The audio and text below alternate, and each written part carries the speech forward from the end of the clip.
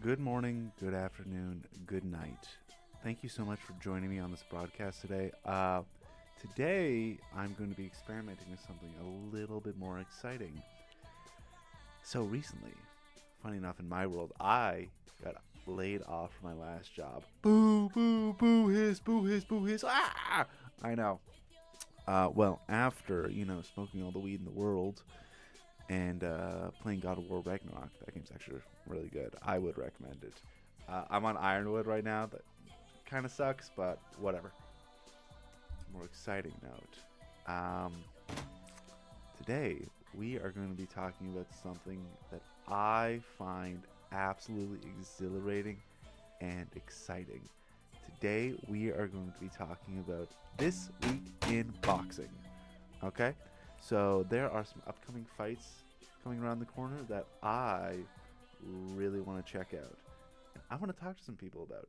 And I actually, like, none of my friends want to listen to me talk about this stuff. I've bored them to death already with all my boxing information. So I thought, why not go to you guys, the internet, my deepest, darkest, and closest friend. So, here, let's go. One sec. I know this is super unprofessional. I'm just going to run and grab some water. So, BRB.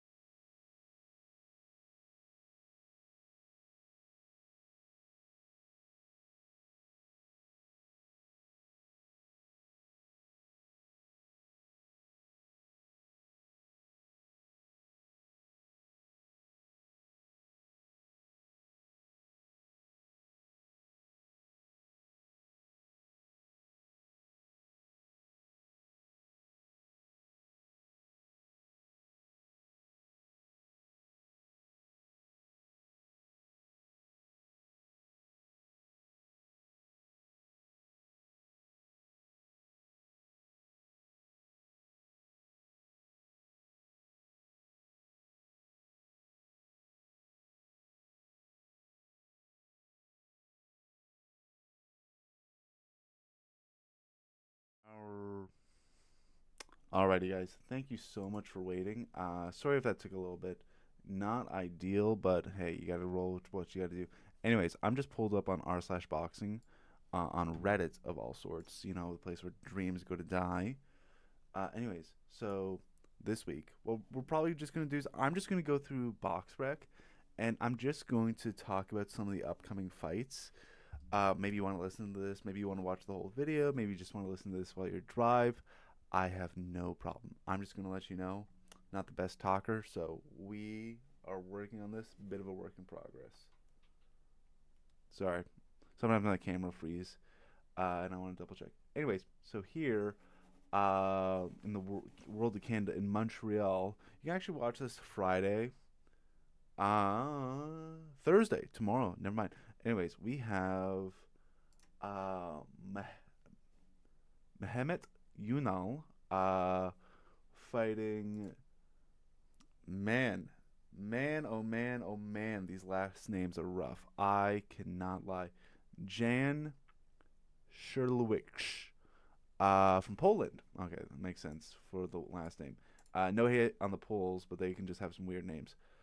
Anyways, so in Jan's last fight, he was fighting for the national title of Poland, which, if you don't understand in boxing, there's about four levels to each belt. Not every single belt is equal.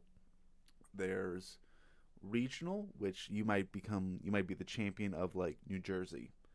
There's national, so you might be like the champion of like England, like that's a big belt you can win, or like the champion of Canada, or you can be like the continental champion, like you can be like the Asian champion or the North American champion, or there's the world championship.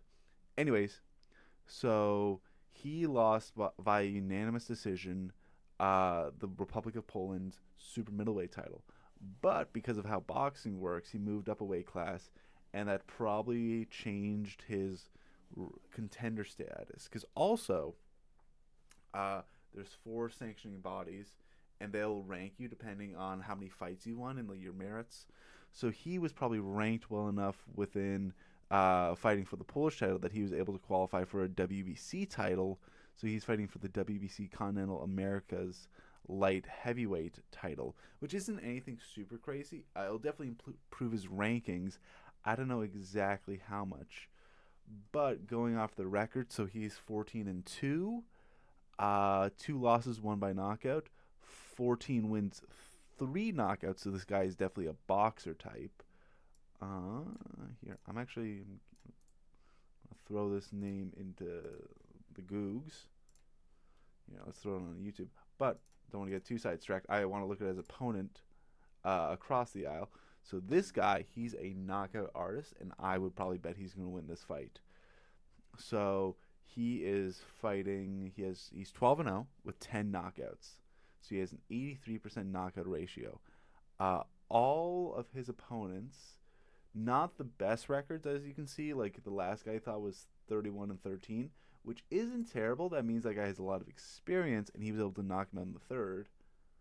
I always like looking at these guys. So yeah, 13-14. Yeah, not too bad. Like this guy. Yeah, like this guy. His last opponent looks really experienced. Like he fought for some South American titles. Yeah, he's Argentinian. He fought for the Argentinian title. Like that's nothing to scoff at. Like, he wouldn't be world champion, but yeah, this guy definitely is an experienced vet. So I'm going to have to go Mehmet. Probably by mid-round. This is a 10-round fight, so probably by mid-round stoppage. Here, I want to pull up his last fight. I'm just going to watch, like, the first... I'll watch a little bit of it. Because I always like watching people fight. I know, shocker. Here. Let's see. Oh, last Audubon. Okay, so let's see. What was...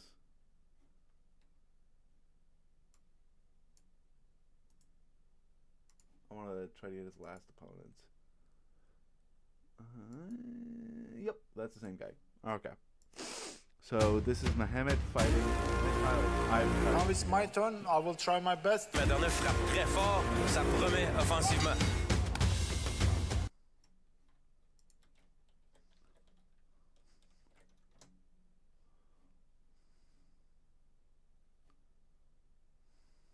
Full fight. Beautiful. You gotta go to YouTube for the fight highlights. You gotta go to YouTube. They got it. Touch glove. No. Go back to your corner. Go back. I'm sorry. Whenever I hear the Quebecois accent, I always hear TSP. 31. Wow. Okay, this guy's definitely old. Might look a little bit taller than the tail of the tape would suggest. A little bit of a height advantage, but you see the long. This can't be the fight I'm talking about. Yeah, no, this isn't. Okay. This isn't the fight that I was looking for, but this must be one of them. I wonder if I watched this card. A pretty substantial reach advantage. Honestly, I don't usually watch Montreal cards. They're all right, but it's weird. Montreal is definitely the scene of boxing in Canada. Okay. Only gone the distance. So in here tonight. Good high guard. His elbows are a little too open for my liking. I usually like to see guys have their elbows tucked along their chest. It's really good for defending body shots. Oh. Olivar's only been stopped once. Okay. So in his professional career, this guy is moving, and he has a good long jab. In his Umar's career, he's a good guard. What we want to see out of Mehmet Unal here tonight, and it was interesting. Unal spoke to Anson Wayne. So what Mehmet's doing is this is a really easy mistake to make. He's coming out, and he's just loading up this right hand and just expecting that to win. But when you load up a punch like that, it's super easy to see. Spoke to Anson Wainwright of Ring Magazine earlier on this week, and he so said that's that good body work. Boxing people want it's to not see the him best, go though. rounds, like, but he said, "I want to go rounds too, but also also, I want to complete my mission as quickly as possible.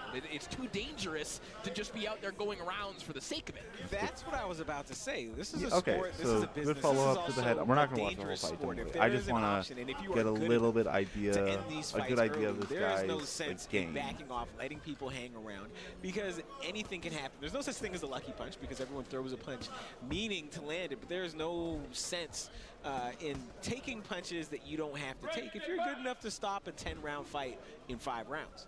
Well, it's also, I found it interesting that he framed it that way, Good that boxing fans head move. want to see him Yeah, go okay. rounds, because So I think boxing fans want to he's just walking into a lot of these punches. Like that's could definitely set him back. I'm not sure if that's going to set him back like tomorrow. Like probably be Thursday. Like I'm not sure when I'm going to upload this, but yeah, it's Wednesday when I'm filming this. That's going to set him back. It may not set him back tomorrow because the guy he's fighting is a boxer, so he may not have that much power returning back. But down the road, when you're fighting these more experienced guys, they're going to know how to pack their punches better. And also, if you're just walking into these punches, go rounds conceptually because they know that broadly speaking that's good for them. not going to help. But going rounds also gives them more material to ask questions. Yeah. Yeah, no, that's kind of the thing. Nope. Nope. Nope. Nope. Well, we'll just have to assume that, this doesn't fully represent his style. But, yeah, we can always see improvements later on in boxers. Oh, shit. Okay. Anyways, so that's this. Main event. Must be the main event. Yeah, makes sense. Main event. We got, just some up and coming guys. Albert Ramirez, 20-0, 13-0. Oh, that's an interesting fight. Albert Ramirez, Venezuela, 17-0, 20-0, or 20-0, 17 knockouts. Light heavy. Ooh, okay. This guy has more fights. He fought for the international, WBA international. Oh. Okay. Looks like this guy has fought a cruiserweight before, which isn't too bad. Definitely wide range of experience. He's been fighting since 2018, 7 years as a pro. He's 33. It's a little old, but that's not terrible. Hey, listen, that guy's probably going to win unless 13-0 has some crazy crap. 13-0, 11 knockouts. Michael Allen Flannery. Ooh, he's British, though. He doesn't have it's not showing on BoxRec, at least, that he has an amateur background. Fought the WBC Asia. So this guy, he's fought in Thailand a lot. Okay, this guy is probably hard as fucking nails. Never mind. I'm going to watch this fight tomorrow. I'm very curious. I'm just going to follow one of these guys on, Yepperoonies. Okay, let's go back to BoxRec.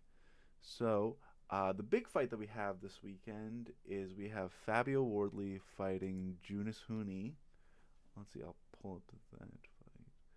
So the amazing thing with BoxRec is you can just pull up all the title fights for this upcoming week. And there's like a little too much where I don't really want to talk about them because I don't really feel like talking about the Philippine Games and Amusement Board Youth Minimum. Listen, I love a good minimum weight fight, but these two kids, I don't really want to watch that. We have in the girl world of super middleweights, we have a super middleweight world title fight. We have a South Korean light heavyweight fight. You usually don't see that happening, especially with Asian countries. Usually it's smaller. So yeah, South Korean. This is actually, I love to follow national title fights. Here, let's make a little detour. Love the profile pic. He definitely took this in his bed. Great chin though. Oh man, this guy, he can take some punches. Look at that. Look at that sharp jawline. Jongjin Choi, handsome young man. Uh, 33. Never mind. This guy's old fart. Not the most extensive background. Not hating though. Uh, yeah, like he's won most of his fights by knockout. Good fight for the national title. Who is he fighting? Yeah, he's gonna beat this guy. I don't know anything about this guy. Oh, never mind. This guy might actually win. I take back my fucking words. See. This is the thing with boxing. There's no math. Like there's a little bit of math you can do, but like it's really hard to tell. And this guy, former super middleweight champion, defended his title, moved up to light heavyweight, and yeah, dude, that's gonna be interesting. See, you can always come across like these little interesting like title bouts if you just spend a few minutes just like scrolling box rec. Bare knuckle. I don't watch bare knuckle. I don't care. Another South Korean title match.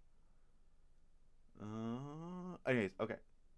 I don't want to get distracted too much. I feel like I could spend all day just like looking at all these potential fights. Anyways, Fabio Wardley. This guy scares the shit out of me. He is a mother effer. This guy fucks people up. 18-0 with 1 draw, 17 knockouts. So I didn't start watching Fabio Wardley until he was on the Bivol Better BF undercard. I'd heard about him and I'd heard that he's good, but I just didn't watch him. I'm not like, call me a fucking casual, call me whatever. I just didn't watch him. So he fought for the British title and a bunch of other straps. He fought Fraser Clark for that. They had a draw, split decision. It's hard to tell. I didn't watch that fight. I want to rewatch that fight and break it down. But they fought again. And in the first round, Fabio Wardley broke Fraser Clark's jaw. And Fraser Clark, he isn't a fucking tin can or a journeyman. This guy is like, I think he's an Olympic bronze medalist. Like, he is an experienced amateur. He knows what he's doing. Like, if we look at his amateur record, yeah, he has almost 100 amateur fights. Probably more because BoxRec doesn't list all of them. He did lose to Bakhar Jakliov. Forgive me because I absolutely butchered that. But this guy is a really experienced amateur. He's a 2-time Olympic gold medalist. He's a world-ranked professional. He knows exactly what he's doing. And thankfully, the last time he fought was about a year ago. So probably expect to see more pro fights out of this guy, which makes sense. Last time he fought, it looks like he fought under the Janabek Ankalaev. Yep. Janabek, he fought on that undercard. Makes sense. That was a big Uzbek card. But yeah, Fraser Clark, this guy got absolutely destroyed by Fabio Wardley. Fabio Wardley. So here are Fabio Wardley's pros. He's always willing to get into exchange. He has that dog in him.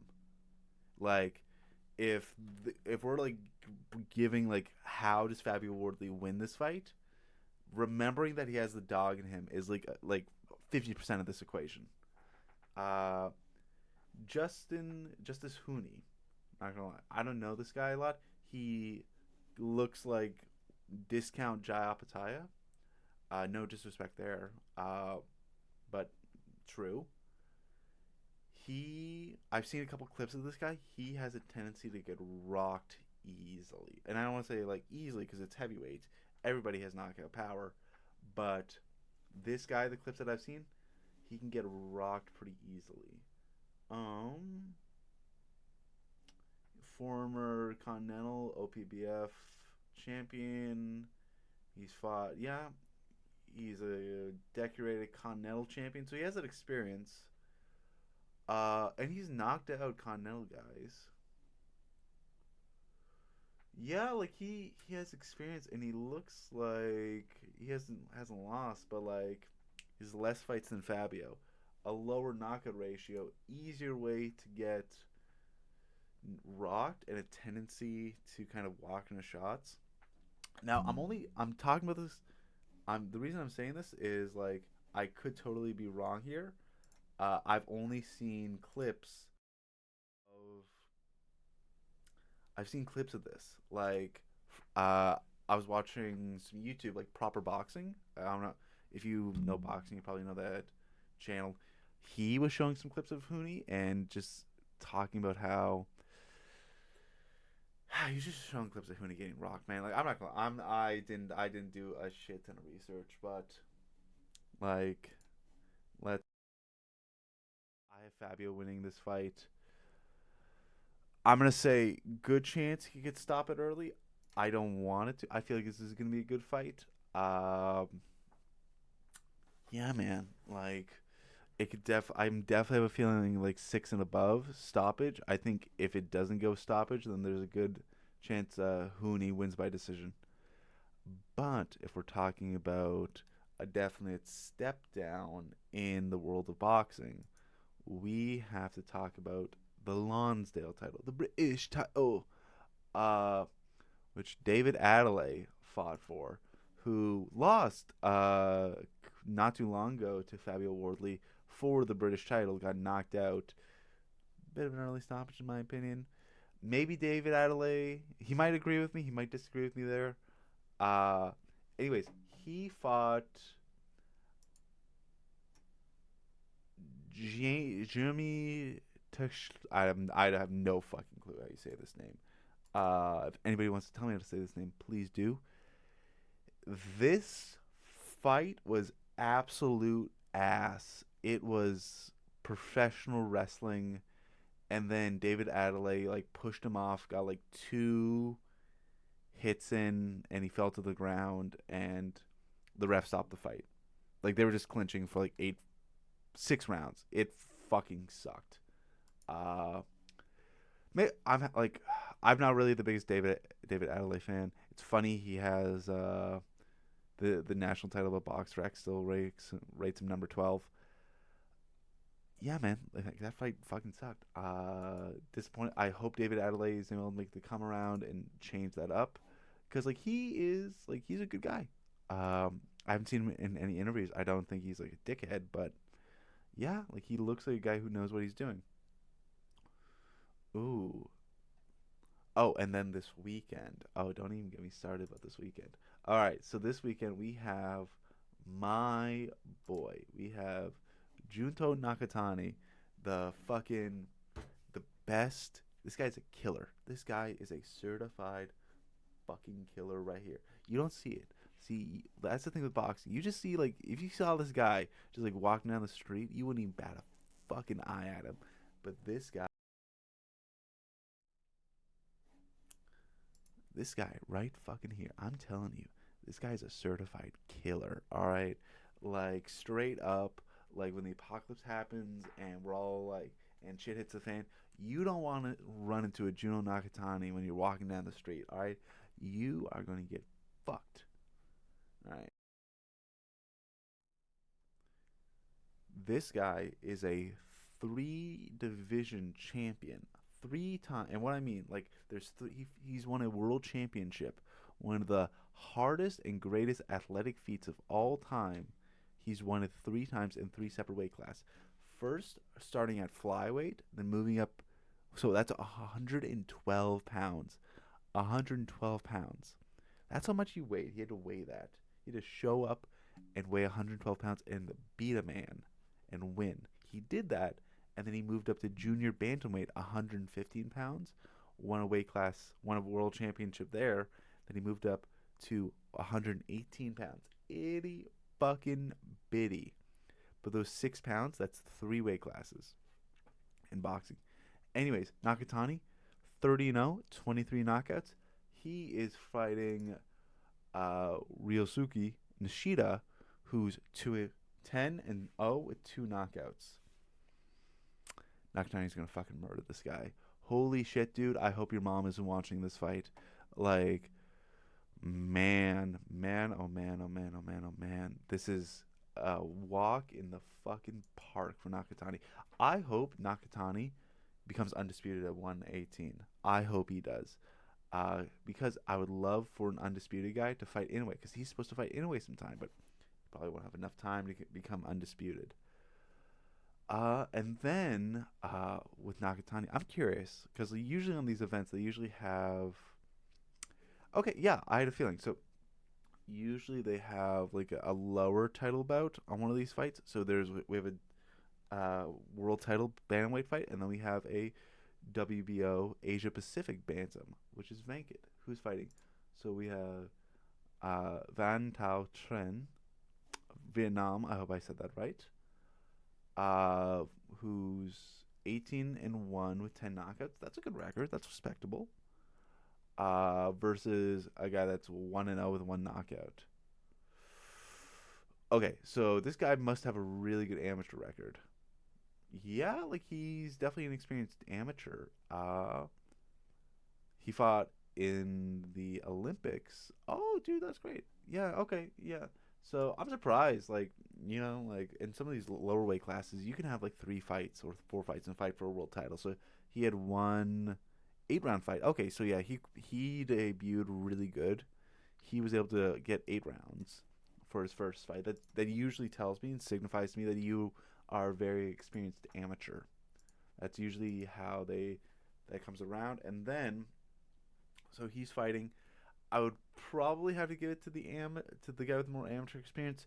Usually, I would prefer to give it to the pro vet, but it's this boxing. Boo, Tio. Boo, don't get me started on this guy. The racist champ. I like his style. Like, in the ring, I like his style. Outside of the ring, I don't fuck with all that racist shit.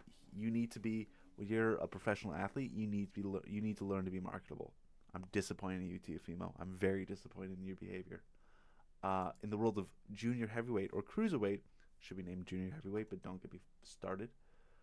We have Jai Optaya, the southpaw from down under, defending his junior heavyweight title against Khalito, some Italian guy. Jai's gonna murder this guy. No ifs, ands, and buts about it. Jai is going to destroy Claudio Sequillo. Okay. Thankfully, the announcer has to say it right. I don't. So, you got that? Okay. Here, let me go back. Let me see if there's any exciting, like, lower fights. Not Ramirez. Fuck. Are there any, like, more exciting title fights that are happening on this card? All right, so we have the IBF World Cruiserweight or Junior Heavyweight title. Then we have the IBF Intercontinental Super Welterweight or Junior Middleweight title between Ben Mahoney versus Eddie Kona. Okay. IBF Pan Pacific Feather. That's probably going to be good. And then we just have some normal warmer-up undercard fights. Okay. Yeah, that looks pretty interesting. I'm probably going to watch the main event of this, but if you tune in earlier, there are definitely some fights to look out for. I want to say for the IBF, Tyler Blizzard. That's an interesting last name. This guy definitely looks like he's freezing. 9-0 with 4 knockouts. That's not bad. And then 7-2 with 5 knockouts. Ooh, I don't just want to go with the undefeated guy because I feel like you learn a lot from losing. So I'm going to go with Rocky. That's his name, Rocky Odin. And then Ben Mahoney, 15-0 with 1 draw, 8 knockouts. That's pretty good. Or very good, I should say. 9-2 and 1 draw from Venezuela. You can usually tell by the profile picture who's going to win. I will say I will be so majorly impressed if Eddie, dude, if you pull this off, hey, man, you're the GOAT, all right? You're the GOAT. I think if this guy wins, he deserves a world title. But yeah, anyways, that is the state of boxing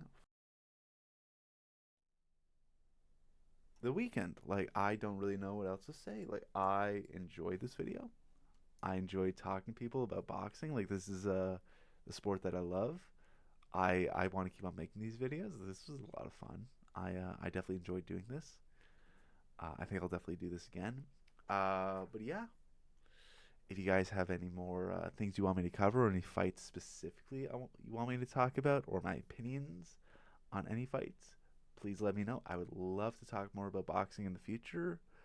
Anyways, this is the Boxing Guy signing out.